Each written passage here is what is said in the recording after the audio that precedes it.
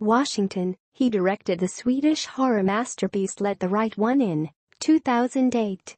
Now, filmmaker Tomas Alfredson trudges back into the snow for the thriller The Snowman.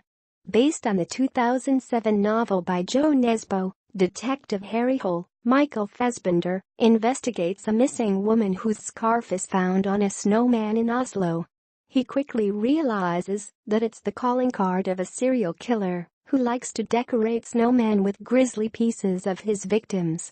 When done right, this genre is one of cinema's best, bringing us Alfred Hitchcock's Frenzy, 1972, Jonathan Demme's The Silence of the Lambs, 1991, David Fincher's SC7N, 1995, and Zodiac, 2007, and Denis Villeneuve's Prisoners, 2013.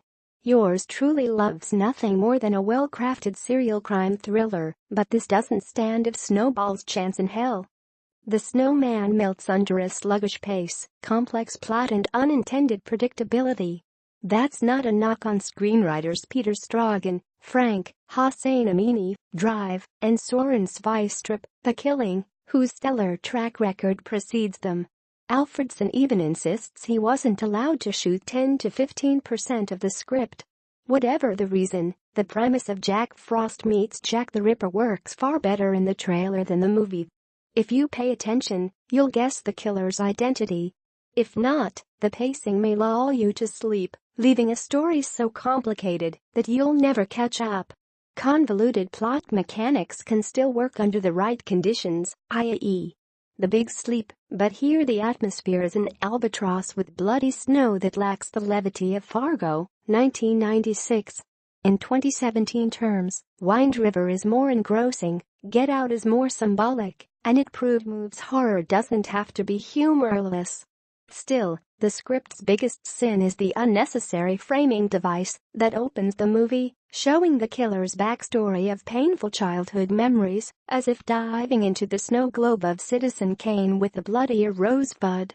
Not only does it feel over the top with its amateur child acting, there's no need for it. This genre works better when we're dropped into the killing spree and have to piece together the motives. Imagine if we saw Buffalo Bill's childhood at the opening of The Silence of the Lambs. It would have killed the movie, which it sadly does here.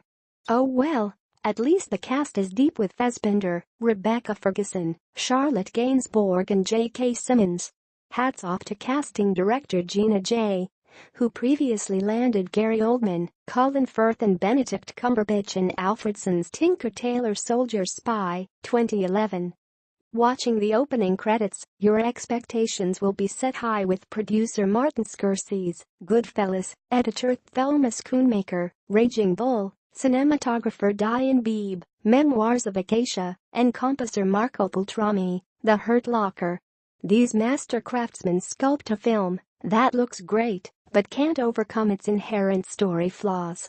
After it's done, you'll remember the imagery more than the story. A. The villain's weapon, which rivals Javier Bardem's pneumatic gun in No Country for Old Men, 2007, and B. The ominously decorated snowmen, which is creatively creepy. These elements had all the potential in the world. It's a shame that they are played for schlock rather than nuance.